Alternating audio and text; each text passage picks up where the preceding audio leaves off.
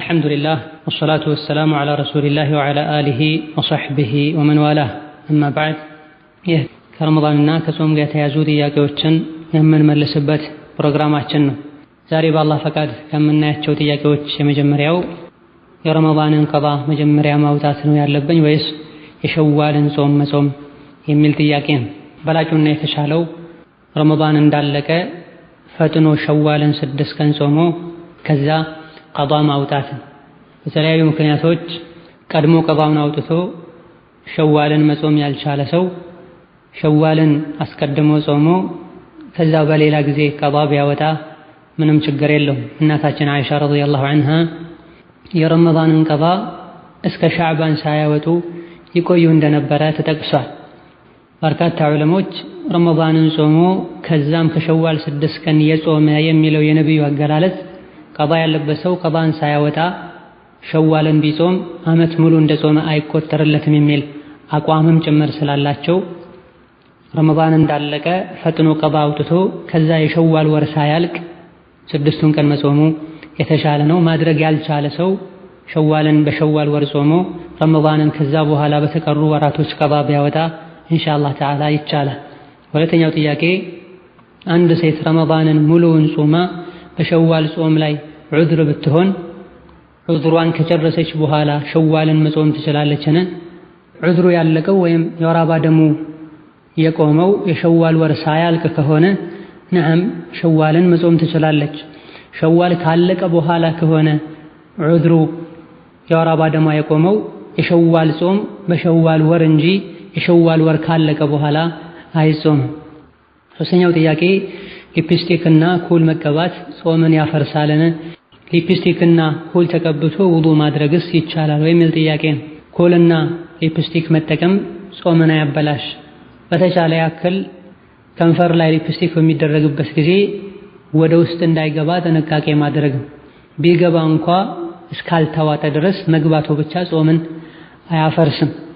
ኩልና ሊፕስቲክን ተቀብቶ ውዱእ ማድረጉን በተመለከተ ማንኛውም ውሃው ወደ ቆዳችን ውስጥ እንዳይገባ የሚያደርግና በውሃ ማይወገድ ነገር ከሆነ እሱን ተጠቅሞ ውዱእ ማድረግ አይቻልም።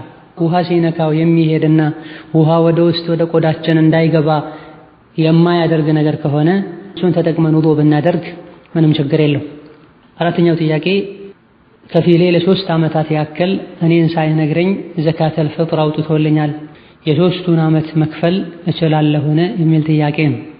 እሱ እንደሚያወጣ መጀመሪያ አሳውቆ አሊያ ደግሞ በተለምዶ ለሰራተኞቻቸው የሚያወጡ መሆኑን መሰረት በማድረግ ከፊሉ እንደሚያወጣ በማወቅ እሱ ያውጣልኝ ተብሎ ዝም ተብሎ ከሆነ ያወጣው ምንም ችግር የለውም፣ ይቻላል። እሱ ከፊሉም ያውጣ አያውጣ ሳያውቁ እንደዚሁ በግዴለሽነት ተትቶ ከሆነ እሱ ያወጣው ነዓም ያለፉትን የ3 ዓመቶችን ዘካተል ፍጥር መክፈልና ማውጣት ግዴታ ይሆናል። ዘካተል ፍጥር ያንዳንዱ ጾመኛ ራሱ ሊያወጣው የሚገባ የሰደቃ አይነትን የቤተሰብ ኃላፊ የሆነ አባት እሱን ተክቶ ቤተሰብን የሚመራ ሰው በእሱ ስር ለሚተዳደሩ ሰዎች ዝም ብሎ ቢያወጣ ችግር የለም። ከዚህ ውጭ ያሉ እሱን ወጪ መሸፈን ዋጅብ የማይሆንበት ሰው የአንድን ግለሰብ ሰደቃተል ፍጥርን በሚያወጣበት ጊዜ ተወክሎ ሊሆን አውጣልኝ ብሎት ሊሆን ይገባል።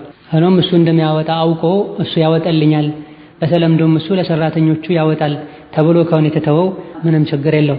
አምስተኛው ጥያቄ ዘካ የሚወጣለት ብር ነበረኝ፣ የ85 ግራም ወርቅ ዋጋ የሚነግረኝ አላገኘሁም። ስለዚህ እኔ ሀገር ለመግባት ስላሰብኩ ስገባ ዘካውን እዛው ማውጣት እችላለሁን የሚል ጥያቄ ነው። ዘካ ዓመት እንደሞላው ፈጥኖ ማውጣት ተገቢ ነው። በተለያዩ ምክንያቶች ለ1 ወር ለ2 ወር ቢቆይ ችግር አይኖርም። እዚህ ላይ የተነገረው ምክንያትም ይሁን ሌላ ምክንያት ኖሮ ሀገር ሲገቡ ቢያወጡ በጣም ረጅም ጊዜ ካልቆየ ችግር አይኖርም። የ85 ግራም ወርቅ ዋጋ ማወቅ አለማወቁን በተመለከተ በወርቅ ዋጋ ሳይሆን የሚሰላው በላጩ በብር ዋጋ ነው የሚሰላው ብለናል። 595 ግራም ብር መግዛት የሚችል ገንዘብ ያለው ሰው ዘካ ማውጣት ይጠበቅበታል። ባለንበት ጊዜ እንዲህ አይነት መረጃዎችን ማግኘት መንገዱ እጅግ በጣም ቀላል ነው። ግድ ገበያ ሄዶ መጠየቅ ብቻ ማለት አይደለም። በየጊዜው ኔት ላይ የወርቅና የብር ዋጋ ይለቀቃልና እዛ ላይ ፈልጎ ማግኘት ይቻላል። እነዚሁ ከተለያዩ ሰዎችም መረጃ ማግኘት ይቻላል። በምንም መልኩ ማግኘት ያልቻለ ሰው ዘካውን ማውጣት የሚችልበትን ገንዘብ እስኪያገኝ ድረስ ሁኔታ እስኪመቻችለት ድረስ የተወሰነ ጊዜ ቢያዘገይ ችግር የለም። አምስተኛው ጥያቄ የ6 ዓመት ዘካተል ፍጥር አለብኝ ለቤተሰቦቼ ብሰጥ ይቻላልን? ዘካተል ፍጥር የእነሱን ወጪ መሸፈን ግዴታ ለሚሆንብን ለቤተሰቦቻችን፣ ለአባት፣ ለእናት፣ ለልጆች አይሰጥም።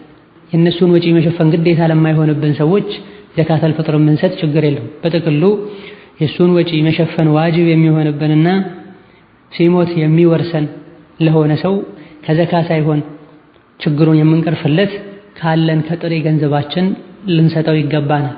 ካለን ገንዘብ መስጠት የማንችልበት ሁኔታ ካለ እነሱም በጣም ከተቸገሩና አማራጭ ካጡ መስጠት እንደሚቻል አንዳንድ ዑለሞች ገልጸዋል። 7ኛው ጥያቄ ከፊሎቼ እኔን ሳይነግሩኝ ዘካተል ፍጥር ያወጡልኛል። እስከዛሬ እነሱ ያወጡልኝን ምን ማድረግ አለብኝ የሚል ነው። ይህ ከላይ ቁጥር 4 ላይ ተመሳሳይ በሆነ ጥያቄ ተመልሷል። 8ኛው ጥያቄ እኔ ባለማወቅ የዘካተል ፍጥርን አውጥቼ አላውቅም። አሁን ነው ግዴታ መሆኑን ያወቅኩት። ያለፉትን ዓመታት ምን ማድረግ ይጠበቅብኛል ወይም ምን ማድረግ ነው ያለብኝ የሚል። አንድ በሸሪያ ግዴታ የሆነ ነገር እኛ አለማወቃችን ግዴታነቱን አያስቀረው። ቢበዛ ባለማወቅ ይሄን ግዴታ በመተዋችን ነው ማንቀጣው። በመሆኑም በመቀጠል ግዴታ የሚሆነው በመቀጠል የሚጠበቅብን ያለፉትን ዓመታት ቆጥሮ ዘካተል ፍጥሩን ማውጣት። ባለማወቃችን እስከዛሬ ለምን አላወጣህም ተብሎ መወቀሱና መቀጣቱ ይቀራል። ግዴታ የሆኑ ነገሮችን እንዴት አላወቅም? ማወቅ፣ መማር፣ መጠየቅ ይጠበቅብህ ነበር ተብሎ መጠየቁ ሊኖር ይችላል። ምክንያቱም ዲናችንን ሙሉ የሚያደርጉ ከጾማችን ከሶላታችን ጋር የተያያዙ ዋጅብ የሆኑ የትምህርት አይነቶችን መቅሰምና መማር የእያንዳንዱ ሙስሊም ግዴታ። 9ኛው ጥያቄ ባለቤቴ ሪያድ ነው ያለው፣ እኔ ደግሞ ጀዳ ነው ያለሁት። እናም እኔ ጋር አርፎ አብረን ዑምራ ለማድረግ አስበን ነበርና ባለቤቴ ኢሕራም የሚያደርገው ከየት ነው ይላል። ማንኛውም ሰው እሱ ረግጦት ከሚያልፈው ሚቃት ነው ኢሕራም የሚያደርገው። ሪያድ የሚኖር ሰው ከሪያድ ተነስቶ የወጣው ዑምራ ለማድረግ ከሆነ ንያው የሪያድ ሰዎች ኢሕራም ከሚያደርጉበት ቦታ ሐርሞ ይሄዳል። ጀዳ ገብቶ ማረፍ ከፈለገ ኢሕራሙን ሳይፈታ ኢሕራም ላይ ያለ ሰው የሚከለከላቸው ነገሮችን እንደተከለከለ ጀዳ ላይ አርፎ ባለቤቱን ቤተሰቦቹን ይዞ ወደ መካ ማምራት ይችላል እንጂ ከሪያድ ሲነሳ ወይም ካለበት ቦታ ሲነሳ ዑምራን ነይቶ ከመነሳቱ ጋር የሪያድ ሰዎችን የሚቃት ቦታ ረግጦ ማለፍና ጀዳ አርፎ ከጀዳ ሰዎች መነየት አይችልም። 10ኛው ጥያቄ ሐይድ ከጨረስኩ በኋላ እስከ 10 ቀን ድረስ ያለማቋረጥ ፈሳሽ ይፈሰኛል። ሶላት እየሰገድኩ ስለሚፈስ ሶላቴን አቋርጬ ድጋሚ ውዱ አድርጌ መስገድ ነው ያለብኝ ወይስ ሶላቴን መቀጠል ይላል። የወር አበባ ደሙ መቆሙን ሙሉ በሙሉ እርግጠኛ ከሆንሽ የመጥራት ምልክት ከታየ በኋላ የሚወጣ ፈሳሽ አይጎዳም። ውዱን በተመለከተ ይህ ፈሳሽ የተፈጥሮ ከሴት ልጅ ማህፀን የሚወጣ ፈሳሽ መሆኑ ከታወቀ ምንም ችግር የለም። ፈሳሹ ተፈጥሯዊ ፈሳሽ አለመሆኑ ከተረጋገጠ የሶላት ወቅት ሲገባ እስትንጃና ውዱ አድርጎ ሶላት መስገድም የሰገዱ ሳለ የሚከሰተው ነገር ከአቅም በላይ ከመሆኑ አንፃር ምንም ማድረግ አይቻልም። አላህ ተባረከ ወተዓላ የቻላችሁትን ያክል አላህን ፍሩ ነው ያለው። ለዚህ ተብሎ ሶላትም አይተውም። እንደዚሁ ደግሞ ሶላት ውስጥ ሆኖ በፈሰሰ ቁጥርም ሶላት አቋርጦ መሄድ ግዴታ አይሆንም። በተቻለ ያክል መቆጣጠሪያ ተደርጎ ሶላት ይሰገዳል። 11ኛው ጥያቄ ሶላት በምሰግድበት ጊዜ ፀጉሬን ለመሸፈን ስል ግንባሬን እሸፍናለሁ፣ ይህ እንዴት ይታያል? ሶላት ሲሰገድ ግንባር ግልጥ ሆኖ መሬትን መንካት መቻል አለበት። ሴት ልጅ ፀጉሯን ለመሸፈን የምታደርገው ጥረት ግንባሯን ሙሉ በሙሉ የሚሸፍን መሆን የለበትም። ስለዚህ የፀጉርን መገለጥ በማያስከትል መልኩ ትንሽ ወደ ላይ ከፍ ማድረግ ይጠበቅብሻል። ይሄን የምንለው ባዕድ ወንድ ከሌለ ነው። የምትሰግድበት ቦታ ላይ የሚተላለፍ ባዕድ ወንድ ካለ የሴት ልጅ ፊቷ አውራ ከመሆኑ አንፃር መሰተሩ ግዴታ የሚሆን ከመሆኑ አንፃር ፊቷን ሙሉ በሙሉ መሸፈኑ ይወጅብባታል። ቦታው ላይ አጅነቢ ከሌለ ግን ግንባር መገለጥ አለበት። 12ኛው ጥያቄ ከ130 እስከ 200 ርቀት የሚያስኬድ መንገድ የሄደ ሰው ሶላት ማሳጠር ወይም ቀስር ይችላልን? ሱና ሶላቶችንስ መስገድ ነው ወይስ መተው የሚሻለው? የምን አንድ ሰው ሙሳፊር ይባል ዘንድ በኪሎ ሜትር በርቀት ነው የሚለካው ወይስ በተለምዶ እገሌ ተሳፍሯል ልሳፈር ነው የሚልን ያክል የሚያስብልን ያክል ርቀት ከሄደ በዕለሞች መሃል ኺላፍ ያለበት ጉዳይ ነው። በርካታ ዕለሞች ዝግጅት ካስፈለገው እገሌ የት ነው ሲባል መንገድ ሄዷል ተሳፍሯል የሚያስብልን ርቀት ከሄደ ሙሳፊር ነውና ሶላት ማሳደር ይችላል የሚሉ በርካታ ዕለሞች አሉ። ይህንንም የሚያጠናክሩ ብዙ ደሊሎች አሉ። በኪሎ ሜትር እንኳን የገደቡ ዕለሞች ከ85 ኪሎ ሜትር በላይ የተጓዘ ሰው ሙሳፊር ይባላልና ባለ 4 ረካ ሶላቶችን ወደ 2 ማውረድ ይችላል። እንደዚሁ ደግሞ ዙህርን ከዐስር መግሪብን ከዒሻ ጀምዕ አድርጎ መስገድ ይችላል። መንገደኛ ሆኖ ሙሳፊር ሆኖ ሱና ሶላቶችን በተመለከተ ራቲባ የሚባሉ ባዕድያና ቀብልያ ሱናዎች ሰፈር ላይ አይሰገዱም። ሱናው እንዲህ ነው። አብዱላህ ብን ዑመር ፈርዱ ሰላት ከሰገዱ በኋላ አንዱ ሲሰግድ አይተውት ምንድነው የሚሰግደው ብለው ሲጠይቁ ሱና እየሰገደ ነው ሲሏቸው ሱና ብሰግድማ ፈርዱን ሙሉ አድርጌ ያልሰግድም ነበር እንዴ ብለው። ከነቢዩ ከሰሐቦች የተለመደው መንገድ ላይ ሲሆኑ ፈርዱ ሰላት ነው የሚሰገደው። ሶላተል ለይል እንደዚሁ ደግሞ የሶላተል ፈጅር ቀብልያ ነቢዩ አለይሂ ሰላቱ ወሰላም ይሰግዱ እንደነበረ ተነግሯል። እንደዚሁ ሶላተ ዱሃንም መስገድ ይቻላል። ሰበብ ያላቸው ሶላቶችን ተህየተል መስጂድ ሱነተል ውዱእ ልንሰግድ እንችላለን።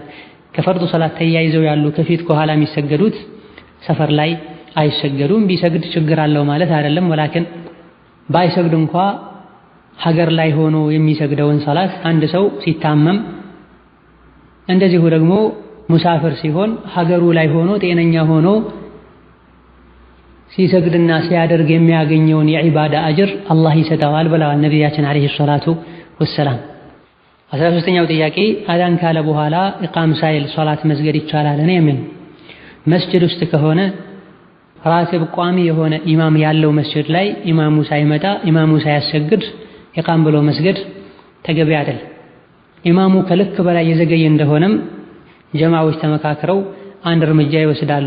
በግለሰብ ደረጃ በተናጠል ኢቃም ያሉ ሰግዶ መሄድ ጀማ እንዲቀር ስለሚያደርግ ይከለከላል። በሩር የሆነ ጉዳይ ያለው ሰው እንደ ሁኔታው ሊሰግድ ይችላል። አስቸጋሪውን ነገር ሲገጥም መዲናችን ብዙ ነገሮች ይፈቀዳሉና። አማ ቤት ያለ ሰው የሶላት ወቅት ከገባ ምን ጊዜም መስገድ ይችላል። ጁማ ሶላት ላይ አንዳንዴ ወቅቱ ሳይገባ አዛን ሊባል ስለሚችል መስጂድ ሳይሰገድ አትስገዱ የሚባልበት ሁኔታ ሊኖር ይችላል። አማ በትክክል የሶላት ወቅቱ መግባቱ ከተረጋገጠ ቤት ውስጥ ያለ ሰው ጀማ ማይወጅብበት ሰው ወይም ዑድር ያለው ሰው የግድ መስጂድ ተሰግዶ እስኪያልቅ ወይም እቃም እስኪባል መጠበቅ አይወጅብበትም። 14ኛው ጥያቄ ፈርዱ ሰላት ከተሰገደ በኋላ ፈርዱ ሰላት ከተሰገደበት ቦታ ላይ ሱና ሰላት መስገድ አይቻልም። ፈርዱ ሰላት ከሰገዱበት ቦታ ላይ ትንሽ ወደፊት ወይም ወደ ግራ ወደ ቀኝ ዞር ተደርጎ ነው መስገድ ያለበት ይባላል። ይህ እንዴት ይታያል ይላል። አንዳንድ ሱሐቦች ያደርጉት እንደነበረ ተነግሯል። የሰገድኩበት ቦታ እንዲመሰክርልኝ ብለው ማለት ነው። ወይላ ካሰላመተን በኋላ ዝክር ካለን ወይም የሆነ ንግግር ከተናገረን ከአንዱ ሶላት ወተናል ማለት ነው። እዛው ቦታ ላይ ሆነን ሌላ ሶላት መስገድ እንችላለን። 15ኛው ጥያቄ እኔ ወደ ሀገር ከሄድኩ ጾመኛ ሆኜ ሀገር ልገባ ብዬ ለአላህ ተስሌ ነበረ ወይም ለአላህ ተስዬ ነበረ። አሁን በረመዳን ወደ ሀገር ልገባ ነው፣ ምን ማድረግ ነው ያለብኝ የሚል ጥያቄ ነው። የተፈለገው ሀገር ሲገቡ ጾመኛ ሆኖ መግባት ከነበረ የተነየተውም የተሳሉትም በዚህ መልኩ ከሆነ ረመዳን ላይ ከሆነ የሚገቡት ጾመኛ ሆነው ገብተዋል፣ ነድሩ ተሳክቷል፣ ተሟልቷል ማለት ነው። የረመዳንን ንያ ትቶ የነድሬን ጾም ብዬ ነይቼ ጾማለሁ አይባልም። ረመዳን ላይ ከረመዳን ውጪ ሌላ አይጾምም።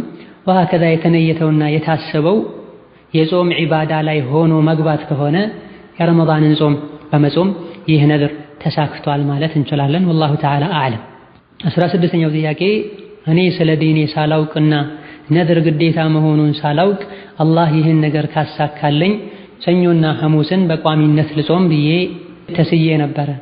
አላህም የተሳልኩትን ነገር አሳክቶልኛል። እናም ሰኞና ሐሙስን አለፍ ያልኩ እንደ ሱና አድርጌ ነው የምጾመው።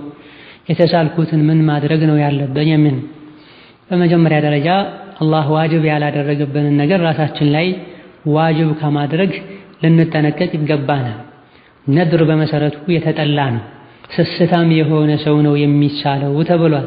ሆኖም አንድ ሰው የተሳለ እንደሆነ የተሳለውም አላህን በሚያስደስት ነገር እስከሆነ ድረስ ነድሩን መሙላት ግዴታ ይሆንበታል።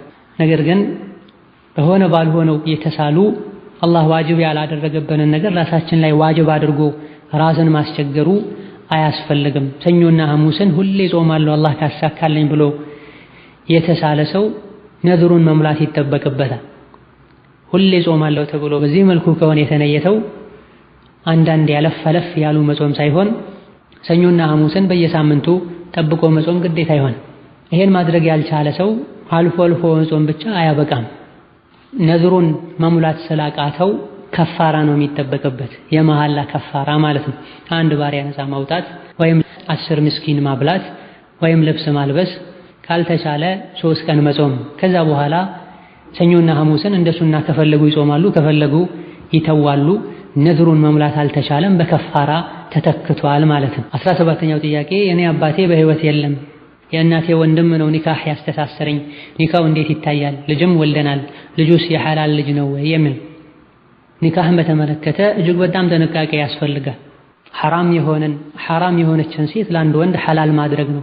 እንደዚሁ ደግሞ የልጆችንም ዘር የሚመለከት ጉዳይ ነው።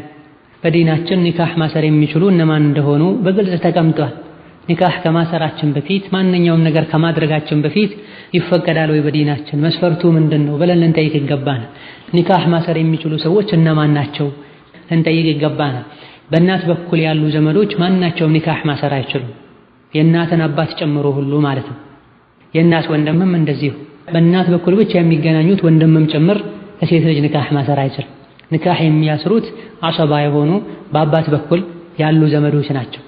አባት ራሱ የደረሰ ልጅ ካላት ልጇ፣ አያቷ፣ የአባቷ አባት፣ ሸቂቅ የሆኑ ወንድሞቿ፣ በአባት በኩል የሚገናኙ ወንድሞቿ፣ የወንድሞቿ ልጆች፣ አጎቶች፣ እነዚህ ሁሉ ከሌሉ የአባት የወንድም ልጅ የሆኑ የአጎት ልጆች ኒካህ ሊያስሩ ይችላሉ። እነዚህ ከሌሉ ቀጥታ ሸሪዓ ፍርድ ቤት ተካሂዶ ኒካህ ይታሰራል እንጂ በእናት በኩል ያሉ ዘመዶች ማናቸውም ኃላፊነት ወስደው ኒካህ ሊያስሩ አይችሉም። እንዴተኛውም ሰው ግን አሁን የተጠቀሱ ኒካህ የሚያስሩ ሰዎች ቢወክሏቸው ወኪል ሆነው ሊያስሩ ይችላሉ እንጂ ወልይ ሆነው ኒካህ ማሰር አይችሉም። በዚህ መልኩ የታሰረ ኒካህ ባለማወቅ በጅህልና የሚቻል መስሎን ከሆነ ያሰርነው የሹብሃ ኒካህ ይባላል። ያለፈው አልፏል፣ አላህ አፊላል። ልጆችም የአባታቸው የእናታቸው ልጅ ይሆናሉ። ይህ ህግ ከታወቀበት ቅጽበት ጀምሮ ግን ኒካሁ እንዳዲስ መስተካከል አለበት። ከላይ የተዘረዘሩ ሰዎች ኒካሁን እንዲያስሩ እንዲያስተካክሉ ይጠየቃሉ። ከሌሉ በሸሪዓ ፍርድ ቤት ይታሰራል። 18ኛው ጥያቄ ቤተሰቦቼ ሞባይል አግኝተው ባለቤቱን ሳያፈላልጉ ሸጠው ገንዘቡን እንደተጠቀሙበት ሰማሁ። ይህን የሰው ሐቅ እኔ በሰደቃ መልኩ ማውጣት እችላለሁ ወይስ ራሳቸው ነው ማውጣት ያለባቸው? ዋጋ ያለው ዕቃ ከተገኘ 1 ዓመት ማፈላለግ ተገቢ ነው። 1 ዓመት እስኪሞላው ድረስ በስርዓቱ ጠብቆ አቆይቶ አፈላልገው ተስፋ ከቆረጡ ከዛ በኋላ ለራስ መጠቀም ከፈለጉ ለምስኪን መስጠት ይቻላል። ባለቤቱ የመጣ እንደሆነ እሰጠዋለሁ ወይም ለምስኪን ሰጥቼዋለሁ አጅሩ ላንተ ይሆናል ብዬ ምርጫ አቀርብለታለሁ ብሎ ከመነየት ጋር ማለት ነው። 1 ዓመት ሳይሞላው መጠቀሙ ትልቅ የሆነ ስህተት ነው። ሆኖም ይሄን ያላደረገና ጥፋት ላይ የወደቀ ሰው ተውበት ነው የሚጠበቅበት። ይህን ጥፋት ለመካስ እንደዚሁ ደግሞ ራሱንም ከሰው ሐቅ ለማራቅ በሚል አቅም ካለው ለምስኪኖች ቢሰጥ የተሻለ ነው። ራሱን መስጠት ይችላል። ልጆቹ ቤተሰቦቹ ቢሰጡለትም ምንም ችግር የለውም። 19ኛው ጥያቄ እኔ ወደ ሀገር ልገባ ነው። አንድ ዘመዴ ልጁን ይዤለት እንዲሄድ ጠየቀኝ። ልጁን ይዤ ስሄድ ልጄ ነው ብዬ ስለሆነ የምናገረው ዋሽቼ አልወስድም አልኩት። ይህን በማለቴም ዝምድና መቁረጥ ይሆንብኛልን? ዋሽቼስ ብወስደው ወንጀለኛ እሆናለሁን? የሚል ነቢያችን አለይሂ ሰላቱ ወሰላም ተዝዊርን ማጭበርበርና ማታለልን ከልክለዋል። የራሳችን ልጅ ያልሆነን የኛ ልጅ ነው ብለን በውሸት መስክረን ማሳለፍ ይከለከላል። ውሸት በመሰረቱ ሐራምና የተከለከለን ለአዱንያዊ ጥቅሞች ተብሎ የውሸት ወንጀል ላይ መውደቅ ከሙስሊም አይጠበቅም። 20ኛው ጥያቄ ለሰው ብር አበድሬ ነበር። በተደጋጋሚ እንዲሰጠኝ ጠይቄው አልሰጠኝም። ቀኑ በጣም ሲረዝም ለሱ ሳልነግረው ለራሴ ለአላህ ብዬ አውፍ ብዬለታለሁ አልኩኝ። ከጊዜ በኋላ ብሩን መለሰልኝ። አውፍ ካልኩት በኋላ ብሩን መቀበሌ እንዴት ይታያል? ወይስ ለሱ መመለስ ነው ያለብኝ? የሚል አፍ ካሉና ከነየቱ በኋላ አለመቀበሉ የተሻለ ነው፣ ተመራጭ ነው። ለሱ እስካልነገሩትና ብሩ እዛው በእጅህ ይቅር እስካልተባለ ድረስ ግን ዋጅብ ነው አንልም።